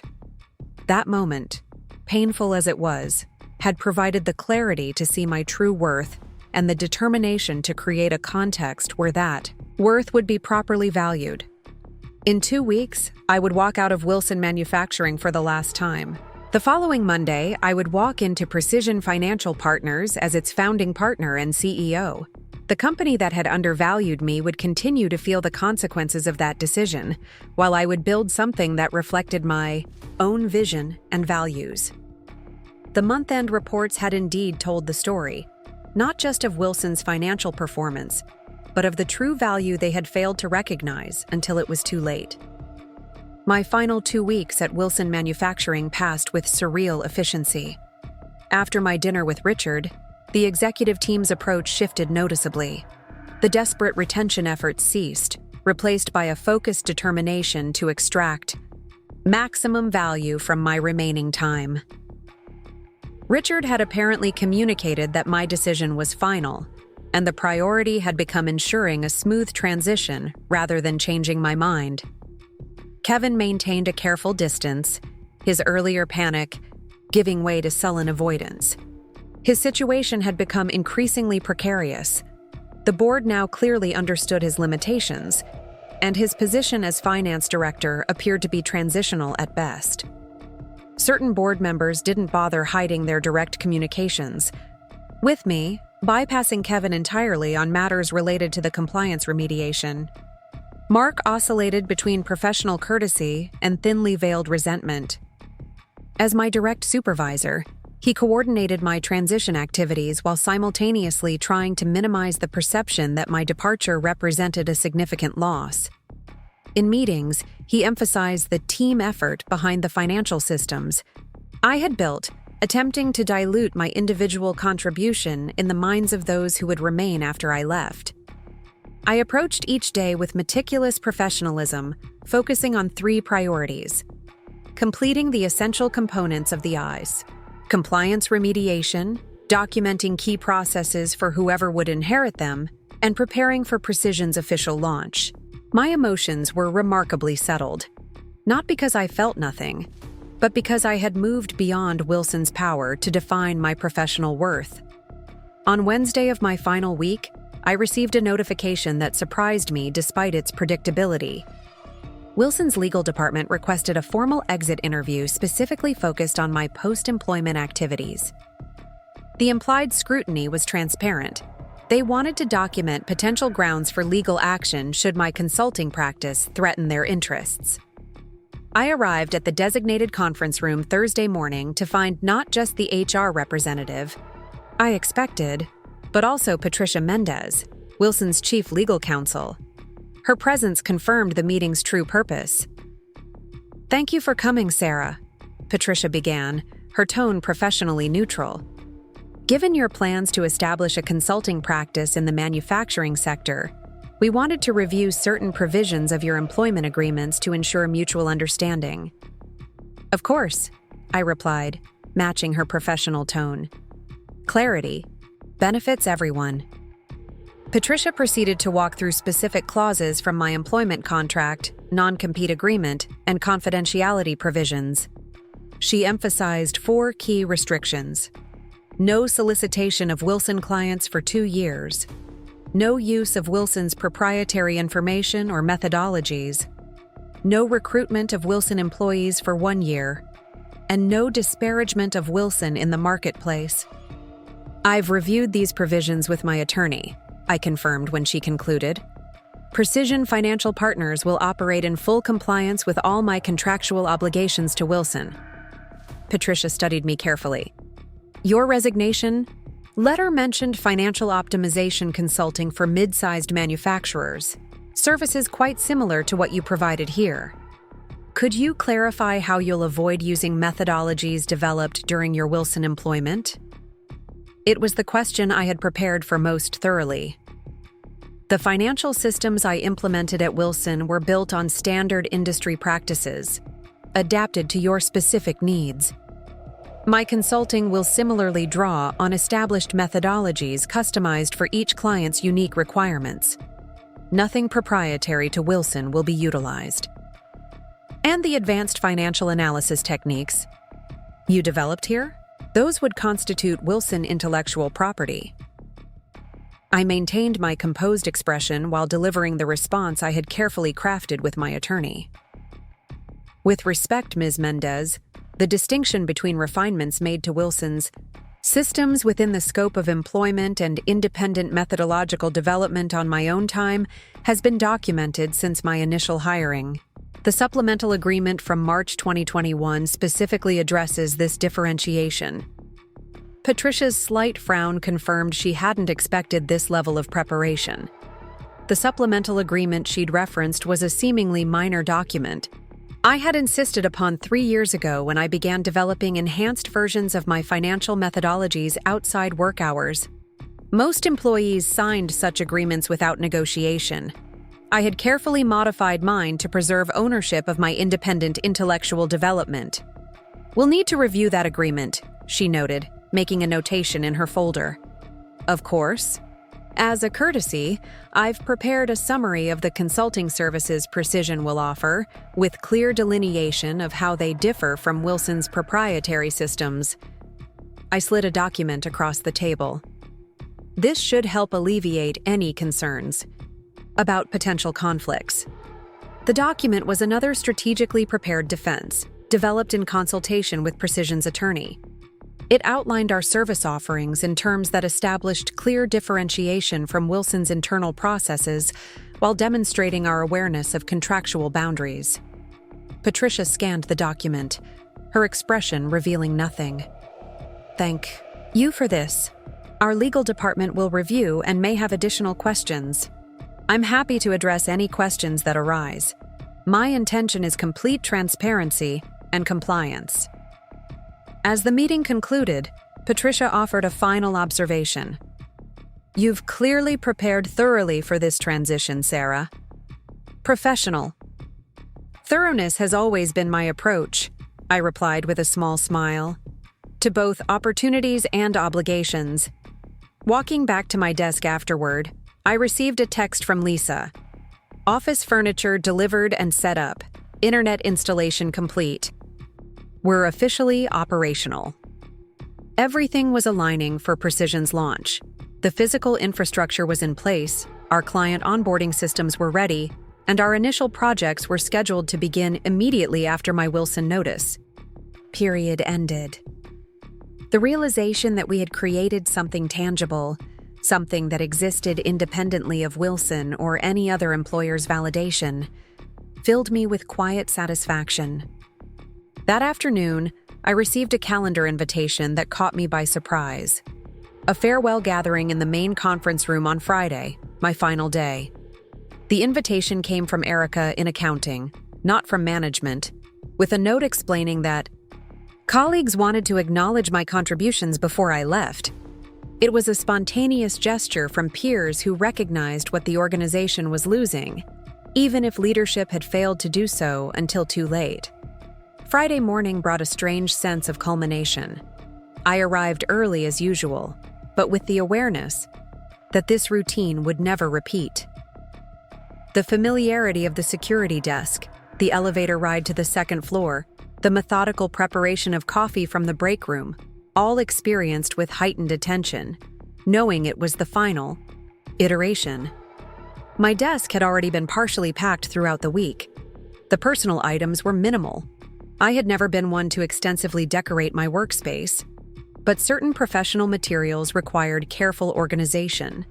My documentation folders, containing the transition guides I had prepared, were arranged precisely for handover to the designated team members. Mark conducted my official exit interview at 10 a.m., a strained exercise in procedural formality. He recited the required questions about my experience and reasons for leaving, recording my deliberately diplomatic responses without pressing for elaboration. We both recognized the futility of the exercise. My reasons were abundantly clear, and no exit interview checkbox would capture the full context of my departure. At the conclusion, Mark handed me an envelope. "The board authorized a departure bonus in recognition of your contributions, particularly during the compliance crisis." Inside was a check for $15,000, a significant amount that nonetheless highlighted the disparity between how they valued me now versus 3 weeks ago. Before the crisis had forced their recognition, they had deemed my years of excellence worth a $400 gift card. Now that they understood what they were losing, the figure had increased dramatically. "Please thank the board for this recognition," I said, placing the check in my bag alongside the unused gift card that had catalyzed my journey to independence. Mark hesitated, then offered a grudging acknowledgment. "For what it's worth, Sarah, you've been an exceptional analyst. Your attention to detail and system designs have been invaluable. The belated recognition might have meant something weeks earlier. Now, it merely underscored the fundamental disconnect that had defined my experience at Wilson. Thank you, Mark. I hope the systems I've built continue to serve Wilson effectively. We both knew they wouldn't, not without my ongoing refinement and not with Kevin at the helm. The month-end reports would gradually lose their precision, the early warning indicators would go unnoticed, and the financial advantages I had created would slowly erode. This reality remained unspoken as we concluded the exit formalities. The farewell gathering at 3 p.m. proved surprisingly emotional. Colleagues from various departments filled the conference room, many bringing handwritten cards or small gifts. Their genuine expressions of appreciation highlighted the difference between institutional recognition and peer respect. I had earned the latter even when denied the former. Thomas from accounting presented a humorous chart tracking the increased efficiency of month-end closings during my tenure: 67% reduction in processing time, 83% reduction in errors, and 100% increase in useful information, he announced to appreciative laughter. The numbers tell the story, as Sarah always said. Andrea, from operations, shared how my redesigned inventory valuation method had helped her team identify cost-saving opportunities. Before Sarah's system, we were flying blind on true product costs. Now we can see exactly where to focus improvements. Even Carlos, the security guard who had witnessed countless early arrivals and late departures, stopped by briefly. "The building won't be the same without you, Ms. Miller," he said simply, offering a respectful handshake. Kevin made a brief appearance, delivering a generic good luck message before retreating, his discomfort palpable. His congratulatory words rang hollow in a room full of people who understood exactly what circumstances had led to my departure.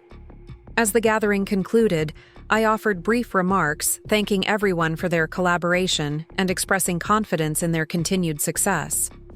I avoided any reference to management decisions or the compliance crisis, maintaining the professional dignity that had characterized my Wilson tenure. By 5 p.m., my desk was empty, keycard surrendered, and final paperwork completed. I walked through the finance department one last time, nodding farewell to remaining colleagues. The department where I had spent 3 years transforming Wilson's financial foundations now felt like a museum exhibit of my former life, familiar, but no longer connected to my future. In the lobby, I paused briefly, allowing myself one moment of reflection. Wilson Manufacturing had not given me what I deserved, but it had given me something perhaps more valuable: the clarity to recognize my worth and the motivation to create something that honored it appropriately. For that unintended gift, I felt a strange gratitude. The weekend passed in a flurry of final preparations for Precision's official launch. Our team gathered at the new office Saturday morning, arranging personal workspaces and configuring technology systems. The space felt energizing, open and collaborative, with views of Lake Erie providing natural inspiration. This environment, unlike Wilson's traditional corporate setting, reflected our vision for a different kind of financial consulting practice. Sunday evening, our team shared dinner at my apartment, reviewing our launch schedule and confirming client commitments. Riverbend's implementation was now showing a 22% profitability improvement, exceeding our initial projections. 2 additional clients were scheduled for kickoff meetings Tuesday morning. 3 more prospective clients had requested proposals after hearing about our work through manufacturing industry networks. To Precision Financial Partners, Lisa proposed, raising her glass in a toast, and to recognizing our own value when others failed to do so. And to the $400 gift card, James added with a knowing smile. The most expensive mistake Wilson Manufacturing ever made. Monday morning dawned with perfect clarity, both meteorologically and metaphorically. I woke without an alarm for the first time in years, the freedom of setting my own schedule already transforming my relationship with time. I dressed with deliberate care, selecting a navy suit that I had purchased specifically for this day, my first as CEO of my own company. The drive to Precision's downtown Cleveland office took me past Wilson Manufacturing's headquarters. The familiar building appeared unchanged, its operations continuing without interruption despite my absence. In time, the consequences of their leadership decisions would become apparent through declining financial performance, but today they remained unaware of the true cost of undervaluing excellence. Arriving at our office, I found Diane already present, configuring our financial management systems for the day's client work. Lisa arrived moments later with pastries from a local bakery, followed shortly by James carrying a small potted plant. "For your desk," he explained. "Every CEO needs at least one living thing they're responsible for keeping alive." The morning unfolded with collaborative energy as we finalized preparations for Tuesday's client meetings and confirmed our division of responsibilities. At precisely 11 a.m., we gathered in the conference room for a moment I had specifically planned: the ceremonial opening of Precision Financial Partners. On the conference table sat a small box containing the $400 Ruth's Chris gift card from Wilson.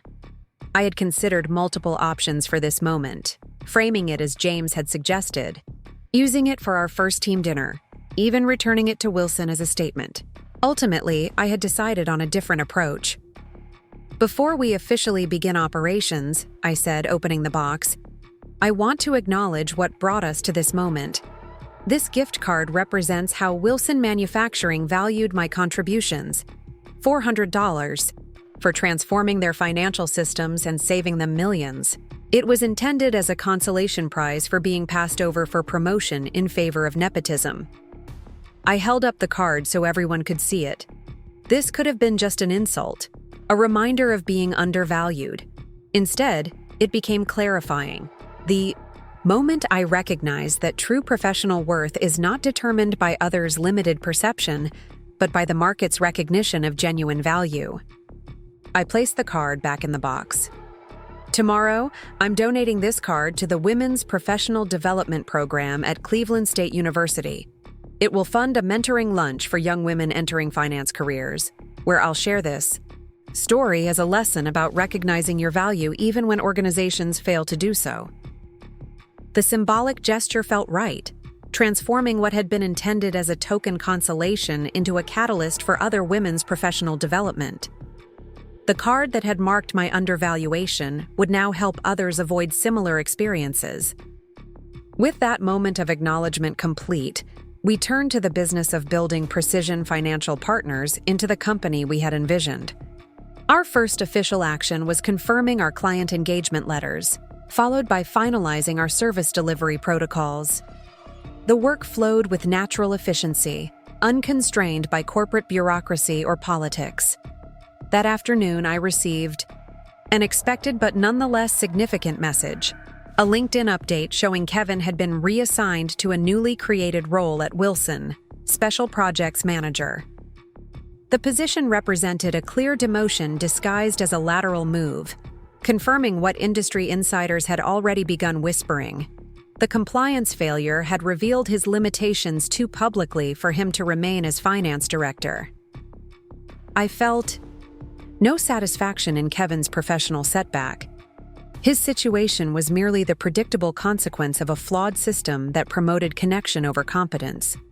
The real issue had never been Kevin personally, but the organizational values that elevated him beyond his capabilities while failing to recognize genuine excellence. Tuesday brought our first official client meetings as Precision Financial Partners.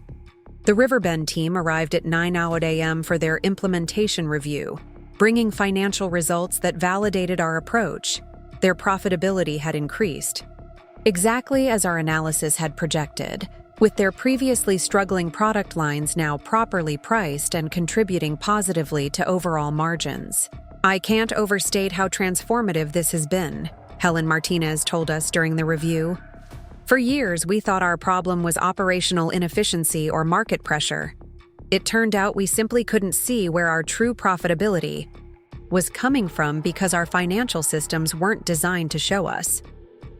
Helen's endorsement had already generated 2 referrals to similar manufacturers, exactly the organic growth model we had anticipated in our business plan. Her willingness to share Precision's impact created credibility that traditional marketing couldn't buy. Our second meeting that day involved Northland Fabricators, a precision metal components manufacturer facing declining margins despite stable sales. Their situation mirrored many mid-sized manufacturers, legacy financial systems that couldn't provide the granular insights needed to identify profitability drivers in an increasingly competitive market. As I led the initial diagnostic discussion, I realized how differently I approached this work now compared to my Wilson days. There, I had been constrained by existing systems and organizational politics, continually adapting my recommendations to fit within acceptable parameters. At Precision, we could design solutions based solely on what would most effectively address the client's needs without compromising excellence for political expediency. By week's end, Precision had secured 2 additional clients and scheduled 4 more assessment meetings for the following week. Our launch trajectory was exceeding even our optimistic projections, driven by manufacturing industry word of mouth and the demonstrable results from our initial implementations. Friday afternoon brought an unexpected development that completed the circle of my Wilson experience. An email arrived from Patricia Mendez, Wilson's legal counsel, with the subject line, "Final Determination, Non-Compete Review." The message was brief and notably free of legal posturing. Following comprehensive review of your employment agreements, supplemental contracts, and consulting service descriptions, Wilson Manufacturing has determined that Precision Financial Partners' operations do not constitute a violation of non-compete provisions, provided services remain within the parameters outlined in your documentation. We wish you success in your new venture. The acknowledgment represented more than just legal clearance. It was tacit recognition that what I had built was genuinely my own, distinct from Wilson systems despite my years developing their financial infrastructure. Even their legal department had been forced to concede that my value extended beyond what they had recognized or compensated. That evening, our team gathered for dinner to celebrate our successful first week as an official company. The restaurant wasn't Ruth's Chris. We had chosen a local independent establishment that better reflected our company values. "I propose a toast," Diane said, raising her glass, "to the most successful first week any of us could have imagined, and to the clients who recognized our value immediately," James added. "To building something that reflects our true worth," Lisa continued. I raised my glass to join theirs. "And to the future we're creating, one where excellence is recognized, valued, and rewarded appropriately." As conversation flowed throughout dinner, I found myself reflecting on the journey that had led to this moment. 3 years of excellence at Wilson had culminated not in the recognition I deserved, but in a $400 gift card while my boss's nephew took the position I had earned. That moment of clarity had set in motion a chain of events that led here to founding a company that now commanded fees 10 times my former salary for implementing the very expertise Wilson had undervalued. The month-end reports had indeed told the story, but not in the way Wilson anticipated. They had revealed not just the company's financial position, but the true cost of failing to recognize excellence. That cost was now becoming evident as their financial systems gradually degraded without my ongoing refinement. While Precision Financial Partners grew into a recognized industry leader.